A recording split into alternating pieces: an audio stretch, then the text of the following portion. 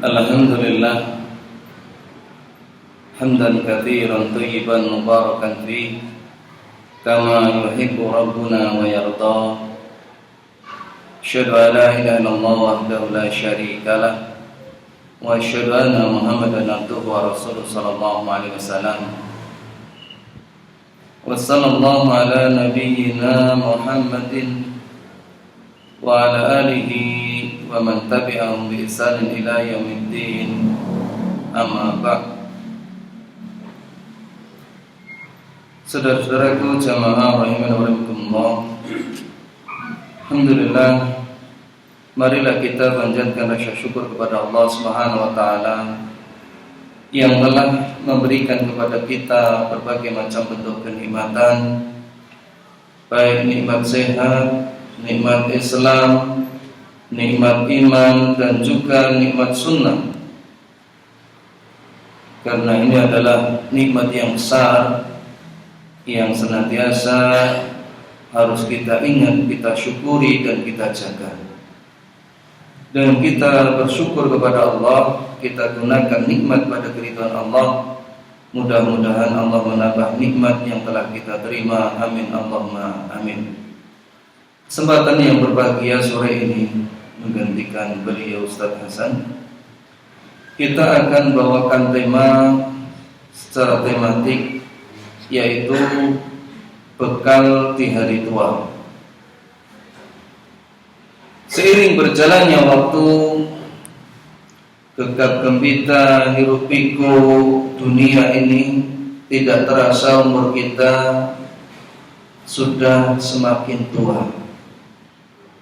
Hal itu ditandai diantaranya dengan rambut kita yang satu persatu mulai memutih, kaki kita gemetar, kekuatan berkurang, pandangan mulai kabur, gigi-gigi mulai bertanggalan, makan banyak pantangan. Demikian pula semua itu menjadikan kita sadar bahwa di antara kita tidak lagi muda. Kita sudah umur. Oleh karena itu ada beberapa hal yang seharusnya kita perhatikan. Di antaranya yang pertama, agar kita muhasabah diri, yaitu menghitung-hitung apa yang telah kita lakukan. Allah Subhanahu wa taala berfirman, Ya ayyuhalladzina amanu taqullaha wal tanzur nafsum ma qaddamat lighad wattaqullaha innallaha khabirum bima ta'malun. Wahai orang-orang yang beriman, bertakwalah kepada Allah, dan hendaklah setiap diri memperhatikan apa yang telah diperbuat untuk hari esok. Allah mengulang, bertakwalah kepada Allah. Sesungguhnya Allah Maha mengetahui apa yang kamu kerjakan.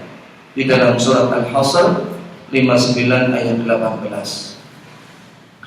Ibnu Katsir rahimahullah, beliau mengatakan dalam firman Allah, Ya ayyuhalladzina amanu taqullaha, perintah untuk bertakwa kepada Allah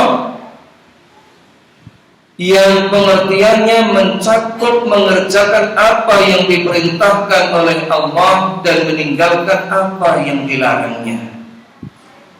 Kemudian wal tanzur nafsun ma qaddamat lighad, dan hendaknya setiap diri memperhatikan apa yang telah diperbuat untuk hari esoknya, yaitu akhirat.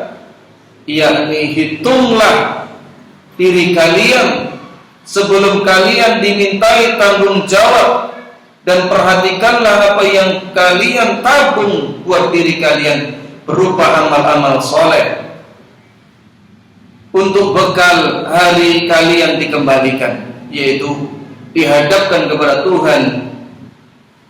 Kemudian Allah berfirman, wattaqullah, mengukuhkan perintah takwa sebelumnya. Innallaha khabirun bima ta'malun. Sesungguhnya Allah mengetahui apa yang kamu kerjakan. Beliau Ibnu Katsir rahimahullah mengatakan, ketahuilah bahwa Allah mengetahui semua amal perbuatan kalian, keadaan kalian. Tidak ada satupun yang tersembunyi bagi Allah. Tidak ada suatu apapun baik besar maupun kecil dari urusan mereka yang luput dari pengetahuan Allah. Ini bisa dilihat di dalam Tafsir Ibnu Katsir surat Al-Hasyr 59 ayat 18. Jamaah rahimanallah. Para sahabat pernah bertanya kepada Rasulullah sallallahu alaihi wasallam, "Ya Rasulullah, ayyul mu'mini afdal?" Siapakah orang mukmin yang paling utama itu? Qala, kemudian Rasulullah sallallahu alaihi wasallam menjawab, ahsanuhum khuluqa, orang yang paling bagus akhlaknya. Qala fa ayyul mu'min aqyas? Siapakah orang mukmin yang cerdas itu ya Rasulullah? Qal aktsaruhum lil mauti dzikran wa ahsanuhum lima ba'da istidadan ulaikal aqyas, kata Rasulullah, yaitu seorang mukmin yang paling banyak mengingat kematian dan yang paling banyak menyiapkan kehidupan setelahnya. Mereka itulah orang yang cerdas. Hadis ini diriwayatkan Imam Ahmad, Ibnu Majah, Sahih Al-Syalban dalam As-Sahihah.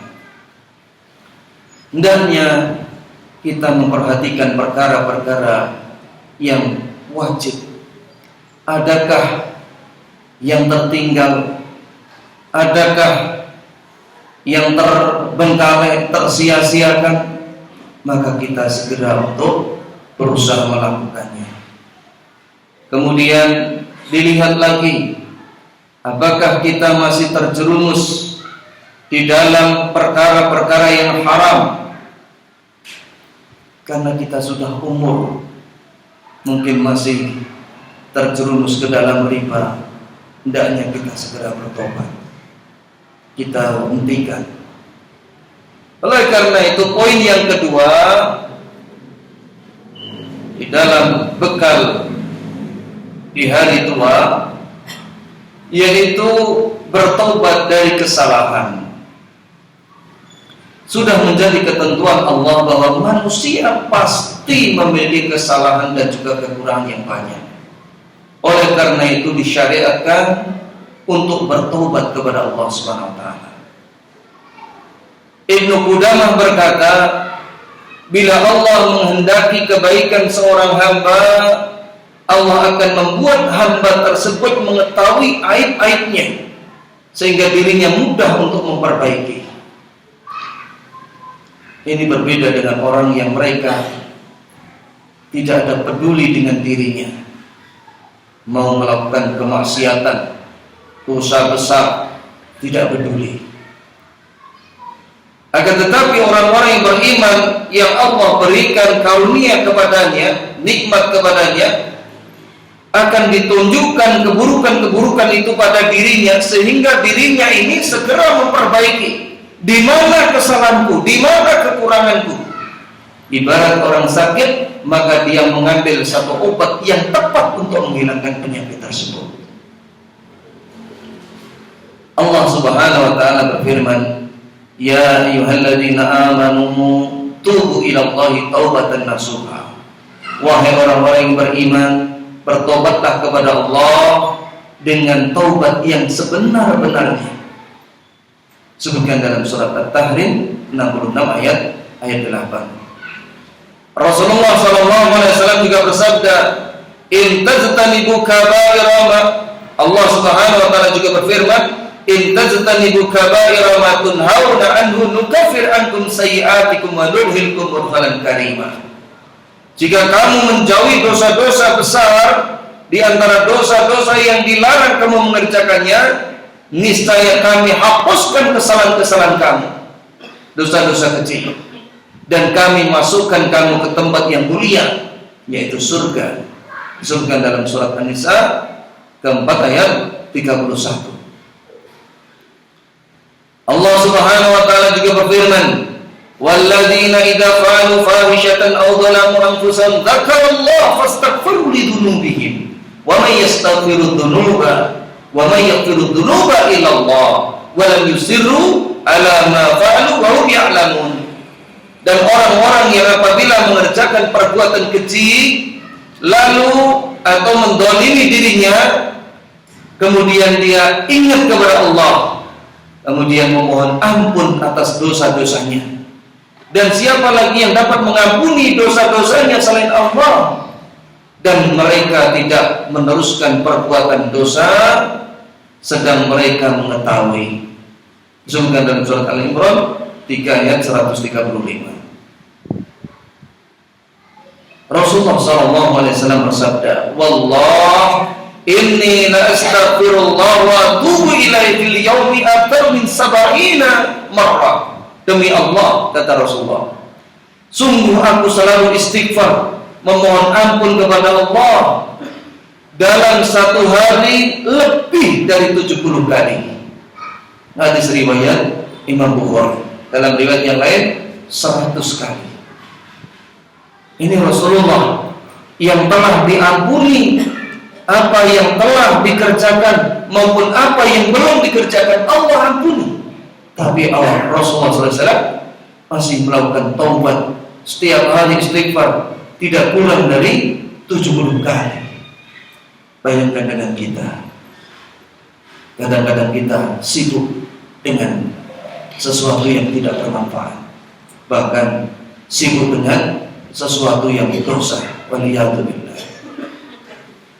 Syekh Muhammad bin Shalih Al-Utsaimin rahimahullah di dalam kitab Syarah Riyadhus Shalihin, beliau mengatakan, maka seyogianya orang yang usianya semakin menua untuk memperbanyak amal soleh. Meskipun para remaja juga seharusnya demikian, karena manusia tidak tahu kapan dirinya akan meninggal. Bila saja seorang pemuda meninggal pada usia mudanya atau ajalnya tertunda hingga tua, akan tetapi yang pasti orang yang sudah berusia senja, ia lebih dekat dengan kematian lantaran telah menghabiskan jatah usianya. Ada seorang wanita yang masih remaja jalan di pagi hari, akan tetapi dia disambar oleh basah, meninggal. Ada anak muda yang masih bujang, dia ingin membuat konten di dekat kereta, akhirnya disambar kereta, meninggal juga. Saya kira kabarnya sampai di sini. Kira siapa yang bisa menjamin umur kita sampai tua? Hanya saja kata Syekh Muhammad bin Shalih Al-Utsaimin bahwa orang tua itu semakin dekat, harusnya dia lebih siap untuk menyiapkan dirinya. Nabi SAW bersabda, "A'darallahu ila imri'in akhara ajalahu hatta balagha 60 sana." Allah tidak akan menerima argumen, alasan, apapun bentuk alasannya kepada seseorang yang Allah tunda ajalnya hingga mencapai umur 60 tahun. Hadis riwayat Imam Bukhari. Jadi tidak lagi ada alasan, saya begini, sebegini, tidak. Kemudian yang ketiga, jamaah Allah, di antara bekal di hari tua, yaitu banyak orang bahaya orang yang tidak segera bertobat. Ini sangat berbahaya. Banyak orang yang meremehkan dosa yang mereka selalu mengulur-ulur tobatnya. Akhirnya mereka mendapatkan istidraj, dilulu, semakin jauh, hingga akhirnya dia mati dalam keadaan binasa. Dengan itu istidraj, ditarik ke dalam kebinasaan tanpa dia sadari. Oleh karena itu Allah Subhanahu wa taala mengingatkan dengan berbagai hujah, argumen, ayat-ayat yang sangat banyak. Innal ladzina kafaru, sesungguhnya orang-orang kafir, wa man kufar ulaika alaihim laknatullah, dan mati dalam keadaan kafir, mereka itu akan dilaknat Allah wal malaikati wan nasi ajmain. Malaikat dan semua manusia itu akan melaknat. Oleh karena itu hendaknya kita takut, karena tidak ada yang bisa menjamin keimanan kita akan terus melekat, tidak ada. Ya. Dia melakukan dosa-dosa padahal dia orang yang beriman, dia meremehkan. Alah, namanya manusia berbuat dosa. Bukannya dia bertobat, tapi dia meremehkan. Terus bertumpuk dan bertumpuk. Ini yang berbahaya. Ya, yang berbahaya. Oleh karena itu Allah Subhanahu wa taala berfirman, "Falamma nasu ma dzukiru fatahna 'alaihim abwaaba kulli syai' hatta idza farihu bima utu akhadnahum baghtatan fa idza hum mublisun." Tatkala mereka merupakan peringatan yang telah diberikan kepada mereka, kami bukakan pintu-pintu kesenangan untuk mereka, sehingga ketika mereka bergembira dengan apa yang telah kami berikan tersebut, maka kami siksa mereka secara tiba-tiba. Ketika itu mereka diam terputus asa. Ini mengerikan sekali.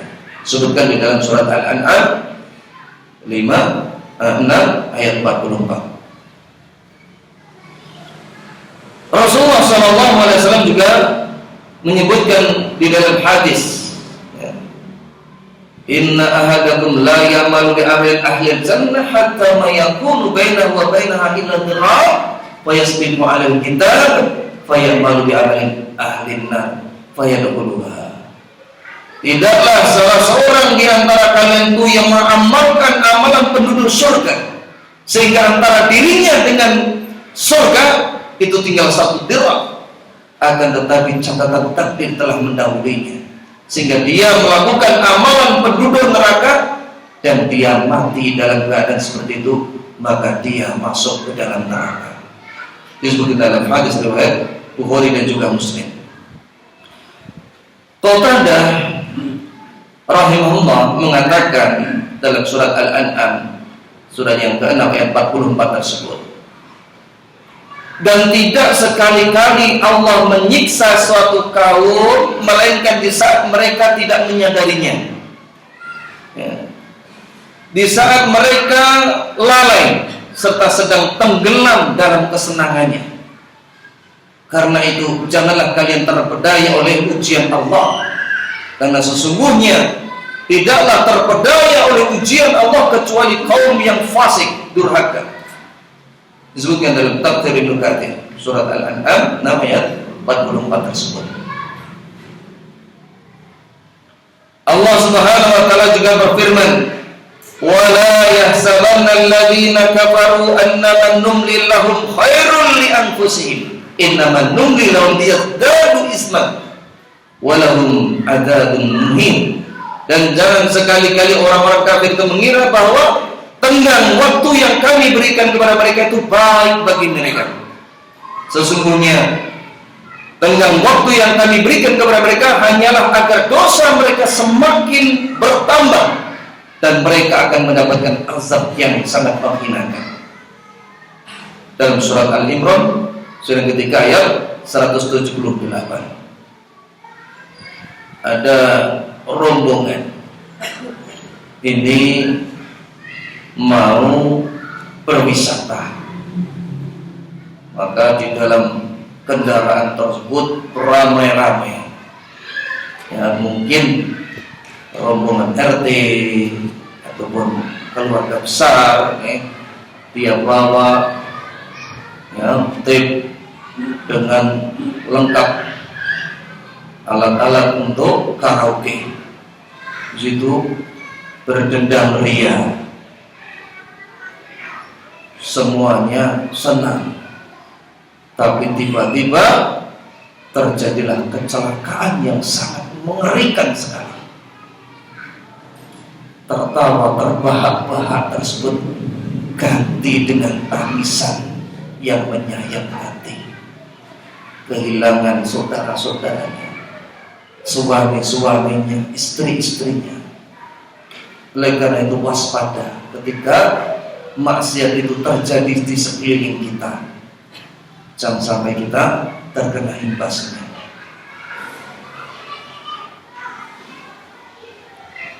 Allah Subhanahu wa taala juga berfirman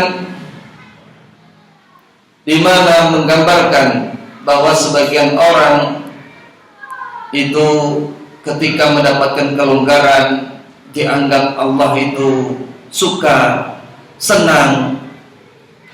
Ketika seseorang dalam keadaan kesempitan Allah benci, tidak. Ini bisa dilihat di dalam surat Fajr 89 ayat 15 sampai 18. Rasulullah SAW juga bersabda, "Idza ra'aita Allah Ta'ala yu'til 'abda min ad-dunya ma yuhibbu wa huwa muqimun 'ala ma'asyihi fa inna ma dzalika minhu istidraj." Bila kamu melihat Allah memberi kepada seorang hamba perkara dunia yang dia inginkan, padahal dia terus dalam kemaksiatan kepadanya, maka ketahuilah bahwa itu adalah istidraj, ditarik ke dalam kebinasaan tanpa disadari. Hadis ini diriwayatkan Imam Ahmad dan Syekh Syu'aib Al-Arnaud mengatakan bahwa hadis ini adalah hadis yang hasan. Kemudian yang keempat, jamaah dan Allah, bekal di hari tua, yaitu mengiringi keburukan dengan kebaikan. Hendaknya setelah kita mengetahui bahwa kita memiliki banyak kekurangan, kita banyak dosa, apalagi mungkin ada di antara kita di waktu muda itu telah menghiasi warna-warni dalam kehidupannya, ya. Ada yang merah, hitam, abu-abu, putih. Maka hendaknya segera diiringi dengan kebaikan. Hendaknya menutup semua keburukan dengan kebaikan, sebagaimana banyak disebutkan di dalam Al-Quran. Di antaranya firman Allah Ta'ala, illal ladzina tabu wa aslahu wa bayyanu fa ulaika atubu alaihim wa ana tawwabur rahim. Kecuali mereka yang telah bertaubat, mengadakan perbaikan dan menjelaskannya, mereka itulah orang-orang yang kami terima taubatnya, dan akulah yang maha penerima taubat lagi maha penyayang. Kata Allah Subhanahu wa taala di dalam surat Al-Baqarah 2 ayat 160. Allah Subhanahu wa taala juga berfirman, innal hasanati yudhibnas sayiat. Sesungguhnya kebaikan-kebaikan itu akan menghapus keburukan. Di dalam surat Hud 11 ayat 114. Rasulullah SAW juga bersabda, ittaqillaha haitsuma kunta wa atbi'is sayyi'atal hasanata tamhuha wa khaliqin nasa bi khuluqin hasan. Bertakwalah kamu kepada Allah dimanapun berada. Iringilah perbuatan keburukan dengan perbuatan kebaikan. Niscaya akan menghapuskan keburukan ini. Dan pergaulilah manusia dengan akhlak yang baik. Hadis riwayat Tirmidzi, Ahmad. Hadis ini dihasankan oleh Syekh Albani di dalam As-Sahihah. Di dalam hadis ini, kalau kita ambil faedahnya sangat banyak sekali. di mana di antaranya dari poin yang paling penting yaitu perintah agar kita itu bertakwa dimanapun kita berada. Kemudian agar kita menyadari bahwa manusia itu tidak luput dari kesalahan, sehingga mengiringi kesalahan ini dengan kebaikan. Kemudian agar seseorang menjaga hak Allah, bukan hanya menjaga hak Allah, akan tetapi juga menjaga hak manusia dengan bergaul dengan manusia dengan cara yang baik. Kemudian yang kelima, jamaah rahimani wa rahimakumullah, menenteramkan hati dengan memperbanyak bekal. Ini bekal di hari tua. Hendaknya kita tidak lagi sibuk dengan dunia ini. Perbanyak bekal untuk akhirat. Allah Subhanahu wa taala berfirman, "Wala takunu kalladzina nasullah fa ansahum anfusahum ulaika humul fasiqun." Dan janganlah kamu seperti orang-orang yang lupa kepada Allah, lalu Allah menjadikan mereka lupa kepada diri mereka sendiri. Mereka itulah orang-orang yang fasik. Surat Al-Hasr 59 ayat 19. Ibnu Katsir rahimahullah dalam tafsirnya mengatakan, yaitu janganlah kamu lupa dari mengingat Allah, yang akhirnya kamu akan lupa kepada amal soleh yang bermanfaat bagi diri kalian di kemudian hari. Jadi lupa dengan Allah, akhirnya Allah jadikan dia lupa terhadap dirinya, lupa kebaikan-kebaikan yang seharusnya dia pakai untuk bekal menghadap Allah. Dia lupa, dia hanya sibuk menghitung, menambah terus. Padahal kalau kita sadari, saya yakin 100 tahun lagi masjid ini mungkin masih ada dan mungkin bertambah megah. Tapi yang ada di masjid ini, saya yakin semuanya sudah berganti. Harta yang kita miliki, nibonangi, nobranakur, nunjang palang ibaratnya, itu sudah berganti milik orang. Mungkin diperebutkan, bahkan mungkin sebagiannya dipakai untuk kemaksiatan.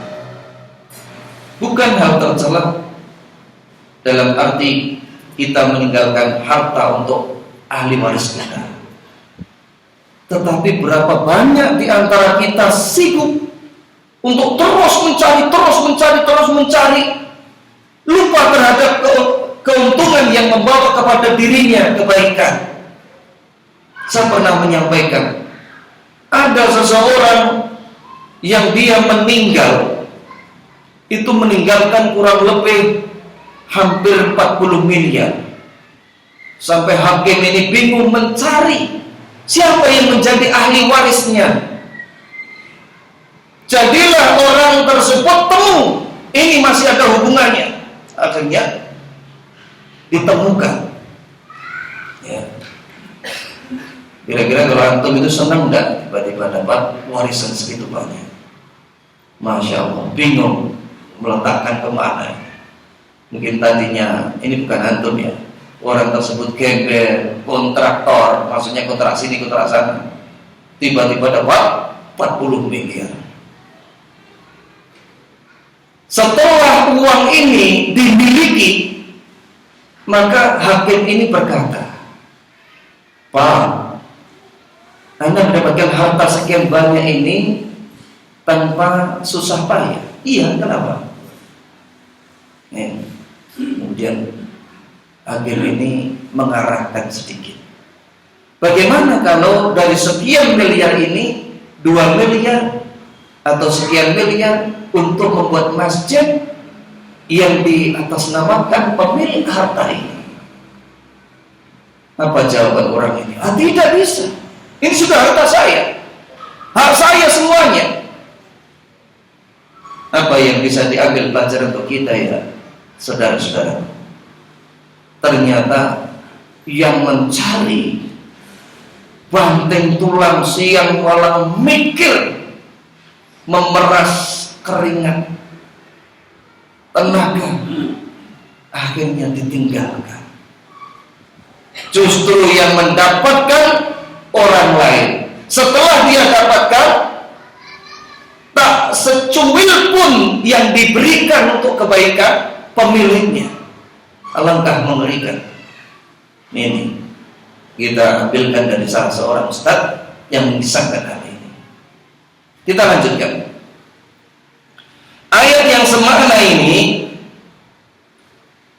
disebutkan Allah, ya ayyuhalladzina amanu la tulhikum amwalukum wa auladukum an dzikrillah wa may yaf'al dzalika fa ulaika humul khasirun. Hai orang-orang yang beriman, janganlah harta-hartamu, anak-anakmu melalaikan kamu dari mengingat Allah. Barang siapa yang membuat demikian, maka mereka itulah orang-orang yang rugi. Surat Al-Munafiqun 63, bisa kita lihat penjelasan tersebut di dalam tafsir Ibnu Katsir surat Al-Hasr 18 ayat 19. Ada satu kenyataan yang tak bisa kita pungkiri, saudara-saudaraku semuanya. Sebuah kenyataan yang kita saksikan setiap hari. Orang-orang itu ada yang mereka itu menua, ya, tetapi dia tidak memiliki bekal apapun. Seorang itu menjadi tua bukan hanya karena rambutnya yang telah memutih, itu bukan. Tapi jauh lebih besar dari itu, dia menyiapkan ketika dirinya sehat, ketika badannya kuat, di saat mudanya, itu sudah mulai dia siapkan. Apa yang kita kerjakan dahulu, hari ini kita bisa saksikan seperti apa. Ya, itulah yang akan menjadi diri esok kita. Demikian pula apa yang kita lakukan hari ini, nanti kita akan saksikan. Apa yang kita perbuat hari ini, itulah yang akan kita petik di saat tubuh kita melemah. Lihatlah kenyataan yang ada. Bagaimana keadaan orang-orang di sekeliling kita. Ada orang yang mereka sudah tua, ya, tidak bisa apa-apa lagi, sementara dia tak bisa melakukan ketaatan apa-apa. Bahkan dia berkelimpang dengan kemaksiatan. Ya. Dan yang sepuh ini boro-boro zikir, boro-boro sholat, sing ditonton yang bangsa maksiat, sing dirumake bangsa uro-uro. Ini realita. Demikian pula ada juga orang yang sudah tua namun dirinya senantiasa tegar dalam melakukan ketaatan. Semua itu tidak lain karena apa yang dulu dilakukan di antaranya sebelum orang tersebut tua. Meskipun ada juga orang yang mendapatkan hidayah ketika umurnya sudah tua. Oleh karena itu, tidaklah ketaatan datang secara tiba-tiba. Seseorang menjadi seorang yang lemah lembut, ya, khusyuk, kemudian juga banyak berzikir, rajin memegang Al-Quran, sholat malam, menghafal Al-Quran, menghafal doa-doa. Ini tidak serta-merta instan, itu tidak bisa. Ini harus butuh persiapan dari semenjak dia itu masih kuat badannya, masih kuat ingatannya. Butuh persiapan untuk membiasakan ini semuanya. Karena di saat kita tua, bukan hanya umur yang telah kita lewati itu bukan, tetapi tempaan diri kita. Umur ini hanyalah pantul ketika kita masih muda atau ketika kita masih kuat. Sehingga kalau sudah tua, untuk menghafal sulit. Ya. Untuk belajar membaca Al-Quran sulit sebagian. Oleh karena itu, Fudail bin Iyad rahimahullah menasihati seseorang yang telah berumur. Ahsin fima baqiya yughfar laka ma madha. Fa innaka in asata fima baqiya tu'adzib bima madha wa bima baqiya. Engkau berbuat kebaikan pada sisa umurmu yang masih ada, maka Allah akan ampuni dosa-dosamu yang masa lalu. Karena jika kamu tetap berbuat buruk pada sisa umurmu yang masih ada, kamu akan disiksa pada hari kiamat karena dosa-dosamu di masa lalu dan dosa-dosamu pada sisa umurmu. Jikalau sisa umur kita gunakan sebaik-baiknya, maka Allah insya Allah akan mengampuni dosa-dosa kita yang telah lalu. Tapi kalau sisa umur ini masih dipergunakan untuk maksiat kepada Allah, maka Allah akan menyiksa apa yang telah kita lakukan dan apa yang sedang kita lakukan. Ini bisa dilihat dalam Jami' Ulumul Hikam dan juga Lataifatul Ma'arif. Apa yang disampaikan oleh Fudail bin Iyad ini sesuai dengan hadis yang diriwayatkan dari sahabat Abu Dzar radhiyallahu anhu bahwa Rasulullah sallallahu alaihi wasallam bersabda, "Man ahsana fi ma baqiya, ghufira lahu ma madha, wa man asaa fi ma baqiya, uhidza bima madha wa ma baqiya." Barang siapa berbuat baik pada sisa umurnya, niscaya akan diampuni dosa-dosanya yang telah lalu. Dan barang siapa berbuat buruk pada sisa umurnya, niscaya ia akan disiksa karena dosa-dosanya yang telah lalu dan yang tersisa. Hadis ini diriwayatkan Tabrani di dalam Al-Mu'jam al-Wasit, dan hadis ini dihasankan oleh Syekh Albani di dalam As-Sahihah, silsilah Al-Hadis As-Sahihah. Oleh karena itu, hal-hal yang hendaknya kita bersegera kita lakukan jamaah Allah. Yang pertama, segeralah kita ke masjid saat azan berkumandang, sebelum langkahmu menjadi berat di usia renta. Kalau faedah ini kita ambilkan dari apa yang ditulis oleh Ustaz Farid Ghazimanus, agar kita segera. Jadi sama-sama kita menjalankan, lakukan yang sebaik-baik mungkin. Karena kalau orang itu suka terlambat, kata Imam Nawawi, maka dia akan terlambat pula dari berbagai keutamaan. Jadi kalau sholat saja dia terus terlambat, itu terlambat dari keutamaan-keutamaan. Jalur bibang rasa. Kan orang kadang begitu. Padahal kalau kita lihat aturannya, kaidahnya dalam masalah akhirat, fastabiqul khairat, kita berlomba ya, di dalam kebaikan. Kecuali kalau masalah dunia, baru undur ila man huwa asfala minkum, lihat orang yang di bawah kita. Kemudian yang kedua, tetapkan bacaan Al-Quran harian, 1 juz atau 2 juz, agar ia menjadi sahabat setia ketika kita atau manusia itu menjauh ya. Ini butuh kebiasaan. Jadi memang harus diplotkan waktu untuk itu. Kalau tidak, sudah waktu itu hanya akan mencair tanpa bekas. Umur kita akan habis tanpa ada nilainya. Yang ketiga, jangan tinggalkan zikir pagi dan petang sebagai benteng harian yang menenangkan jiwa. Imam Nawawi mengatakan, kalau kita tidak bisa seluruhnya kita baca, seberapapun itu tidak masalah, jangan ditinggalkan zikir pagi petang tersebut. Kemudian yang keempat, jagalah sholat sunnah rawatib. Ya, ini sebagai pagar yang memperindah sholat wajib, yang menutup kekurangan-kekurangan sholat wajib kita. Kemudian yang kelima, sisihkan waktu untuk qiyamul lail, walau hanya 2 rakaat, witir 1 rakaat, jangan tertinggal, jangan ditinggalkan. Ya, tentunya bukan ini sebagai ukuran 2 rakaat, 1 rakaat tidur. Ya bukan. Maksudnya itu adalah setidak-tidaknya kalau kondisi kita itu tidak memungkinkan untuk bisa lama. Itu seperti itu. Kemudian yang keenam, rawat tubuh kita. Karena kelemahan datang tiba-tiba. Olahraga adalah ibadah bila niat kita itu ikhlas. Ya.